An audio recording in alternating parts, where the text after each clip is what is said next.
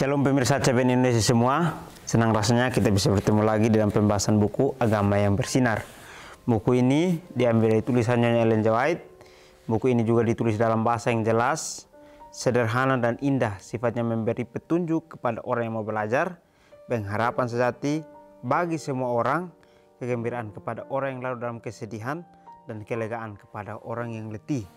Buku ini juga menyuguhkan kepada kita suatu kehidupan yang lebih baik, mengungkapkan kepada kita suatu kehidupan yang lebih sederhana dan lebih manis. Semua pembaca akan penuh dengan kegembiraan dan kesukaan, bersinar, menyinarkan kasihnya dimanapun kita berada. Jadi buku ini sangat menarik untuk kita pelajari, karena di sini dikatakan bahwa orang yang rindu untuk belajar, maka akan memiliki satu pelajaran penting dan juga akan memiliki pengharapan sejati pada saat kita mencari Tuhan. Jadi buku ini juga memberikan kita satu pengharapan bahwa kita harus memiliki sinar, sehingga sinar itu kita bisa bagikan dimanapun kita berada. Yang artinya adalah kita harus menyelidiki buku ini, karena banyak pelajaran penting yang harus kita pelajari dan kita ambil dalam buku ini. Lalu kita akan menjadikan itu sebagai satu agama yang bersinar, sehingga sinar itu kita akan pancarkan dimanapun kita berada. Bacaan kita kali ini judulnya Harun Memilih Mereka. Ayat intinya terambil dalam Kisah Para Rasul 7 ayat 40 dan 41. Kepada Harun mereka berkata, buatlah untuk kami beberapa Tuhan yang akan berjalan di depan kami. Sebab Musa ini yang telah memimpin kami keluar dari tanah Mesir, kami tidak tahu apa yang telah terjadi dengan dia. Lalu pada waktu itu mereka membuat sebuah anak lembu dan mempersembahkan persembahan kepada berhala itu, dan mereka bersukacita tentang apa yang dibuat sendiri oleh mereka. Rekan kerja Musa yang ditinggalkan dengan tanggung jawab serius terhadap bangsa ini selama ketidakhadirannya, mendengar mereka mengucapkan keluhan bahwa Musa telah meninggalkan mereka dan mengungkapkan keinginan untuk kembali ke Mesir, namun karena takut menyinggung orang, dia diam. Dia tidak berani berdiri teguh untuk Tuhan, tetapi untuk menyenangkan orang, dia membuat anak lembu emas. Dia seperti tertidur sampai awal kejahatan. Ketika kata pemberontakan pertama diucapkan, Harun mungkin telah menyadarinya, tetapi dia begitu takut menyinggung bangsa itu, sehingga dia tampaknya bersatu dengan mereka, dan akhirnya dibujuk untuk membuat anak lembu emas untuk mereka sembah. Testimony for the Church jilid 4 halaman 514. Baik, pelajaran kita kali ini menceritakan tentang bagaimana pelajaran yang harus kita ambil dari Harun, di mana Harun diberikan satu tanggung jawab pada saat Musa pergi ke Gunung Sinai untuk menerima akan 10 hukum yang akan diberikan oleh Tuhan. Dan pada saat Musa pergi, dia diberikan tanggung jawab yang serius yang harus dia jalankan, yaitu melindungi akan bangsa yang sedang dituntun untuk keluar dari tanah Mesir untuk masuk kepada tanah perjanjian. Tetapi bangsa ini mungkin seringkali memikirkan akan keinginan mereka, sehingga mereka memaksa Harun untuk membuat bagi mereka patung untuk mereka sembah atau anak lembu emas, supaya mereka bisa menjadikan itu sebagai penyembahan mereka. Tetapi kita ingat di sini bahwa penyembahan lembu emas berarti kita sedang menyembah Allah yang kita bangun sendiri, atau kita sedang berhala kepada apa yang kita inginkan. Begitupun kehidupan kita sehari-hari. Seringkali kita memikirkan apa yang menurut Tuhan baik, lalu kita ingin untuk melakukan. Tetapi seringkali hati kita membuat kita untuk kembali lagi berpikir dengan rasa kekhawatiran, sehingga kita seperti Harun adanya. Kadang kita merasa bahwa itu salah, tetapi kita melakukan sesuai dengan apa yang hati kita katakan, sehingga kita bersinggungan dengan Tuhan. Jadi di sini diceritakan bahwa pada waktu bangsa itu meminta untuk dibuatkan anak lembu emas, maka Harun sudah menyadari bahwa itu adalah hal yang salah yang harus dilakukan, tetapi dia merasa bahwa dia akan menyinggung akan bangsa itu sehingga dia hanya diam. Kalau kita ingat di sini bahwa seringkali kita ingin melakukan sesuatu dengan keinginan hati kita, maka kita akan merasa bahwa itu salah di hadapan Tuhan, tetapi kita terus untuk melakukannya. Begitupun dengan Harun, karena mungkin dia hanya minoritas, sehingga pada saat bangsa itu meminta, dia hanya terdiam lalu mengizinkan itu terjadi. Jadi pelajaran yang bisa kita ambil di sini adalah sesuatu hal yang terjadi dalam kehidupan kita, kita harus bisa mengambil tekad yang bulat, tekad yang teguh, yaitu kalau itu salah sesuai dengan apa yang diarahkan oleh Tuhan, maka kita harus bisa mengarahkan bahwa itu adalah salah, kita tidak boleh melakukan itu. Karena Tuhan yang menciptakan kita, yaitu kita harus sembah kepadanya.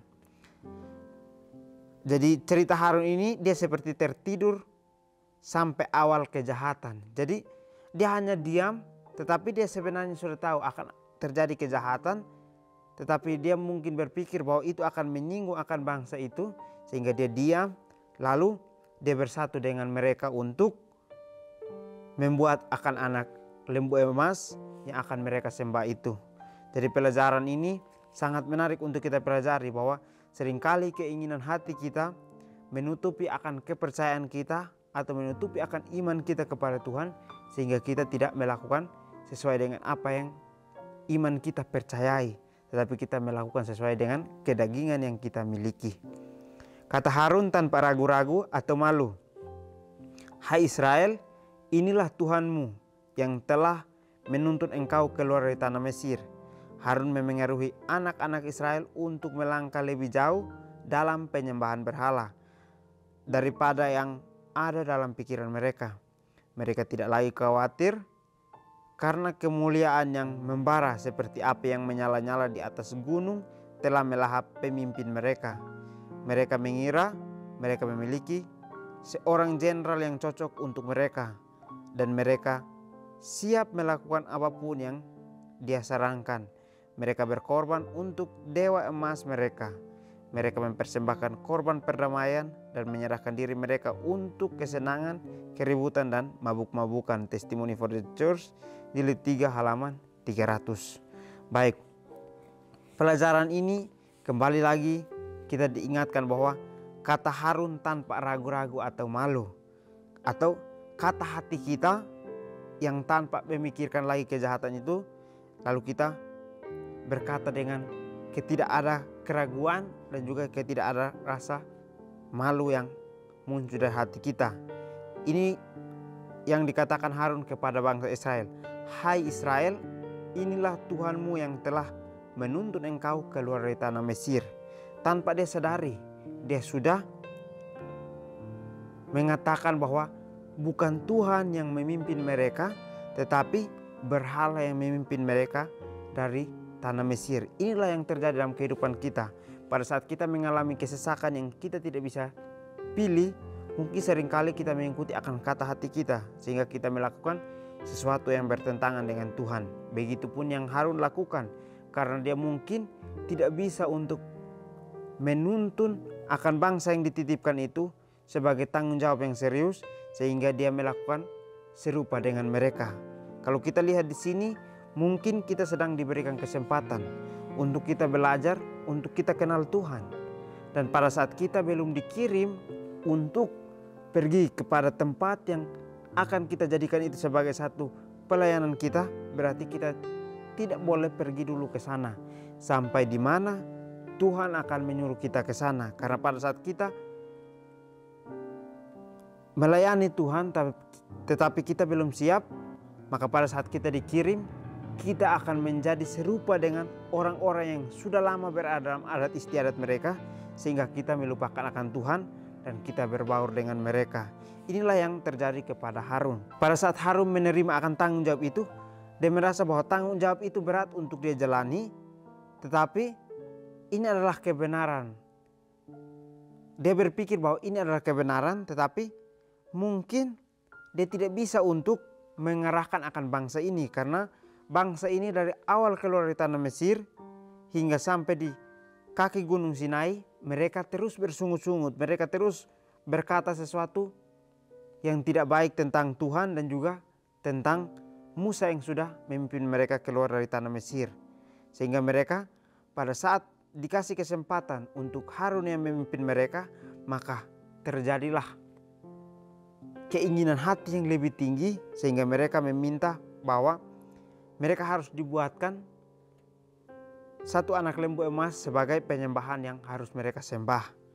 Dan pada saat diizinkan untuk itu terjadi, mereka mengira bahwa seorang jenderal yang sangat cocok untuk mereka yaitu adalah Harun, yang mereka kira dia akan mendengarkan setiap apa yang bangsa itu minta.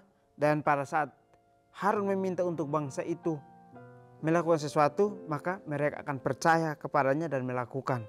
Sehingga pada saat mereka mau membuat anak lembu emas itu, maka bangsa itu berkorban dengan apapun yang mereka miliki tentang emas. Mereka harus korbankan supaya menjadikan itu sebagai satu persembahan perdamaian, dan juga menyerahkan diri mereka untuk kesenangan, keributan, dan mabuk-mabukan. Jadi seringkali kita merasa bahwa pada saat kita serahkan sesuatu kepada Tuhan, kita sudah merasa bahwa ini adalah sesuatu yang kita serahkan untuk perdamaian dan juga menyenangkan akan hati Tuhan. Tetapi di sini dikatakan bahwa mempersembahkan perdamaian dan menyerahkan diri mereka untuk kesenangan. Kita serahkan diri kita untuk kedamaian saja, tetapi kita tidak berpikir bahwa kedamaian itu akan menyelamatkan kita atau tidak. Karena seringkali kita pada saat sudah merasa damai, kita menyerahkan diri kita kepada kesenangan yang kita miliki, dan juga keributan dan mabuk-mabukan yang sering terjadi dalam kehidupan kita sehari-hari. Jadi marilah kita kembali merenungkan firman Tuhan. Bagaimana pelajaran yang harus kita ambil dari Harun. Karena mungkin seringkali kita sudah berada dalam dosa, kita seringkali melakukan sesuai dengan dosa. Tetapi pelajaran kita kali ini mengajarkan kepada kita bahwa kita adalah minoritas, tetapi kita harus berdiri sebagai mayoritas, supaya kita bisa lebih percaya kepada apa yang Tuhan ajarkan kepada kita. Betapa sering pada zaman kita ini cinta kepelesiran ditutupi dengan satu bentuk peribadatan, satu agama yang mengizinkan manusia sementara mengadakan upacara kebaktian untuk menyerahkan diri kita kepada pemanjaan hawa nafsu dan sifat mementingkan diri, adalah sangat menarik kepada orang banyak sekarang ini, seperti kepada zaman Israel. Dan hingga kini masih ada Harun-Harun yang lembek, yang sementara menduduki jabatan yang berwenang di dalam jemaat, akan menyerahkan kepada keinginan orang-orang yang belum berserah, dan dengan demikian mendorong mereka berbuat dosa. Alfa Omega Jilid 1 halaman 374. Baik, pelajaran kita kali ini memberikan kita pelajaran bahwa ini menceritakan tentang bagaimana agama yang kita anut, bagaimana dengan apa yang sedang kita sembah. Jadi betapa sering pada zaman kita ini cinta kepelesiran ditutupi dengan bentuk peribadatan atau sesuatu keinginan yang sudah dimasukkan kepada satu agama, sehingga agama itu dijadikan sebagai rutinitas, sehingga rutinitas itu akan menutupi akan segala keinginan hawa nafsu yang kita miliki. Kita hanya datang untuk beribadah, tetapi kita memiliki satu unsur kepelesiran dalam kehidupan kita di dalam peribadatan itu.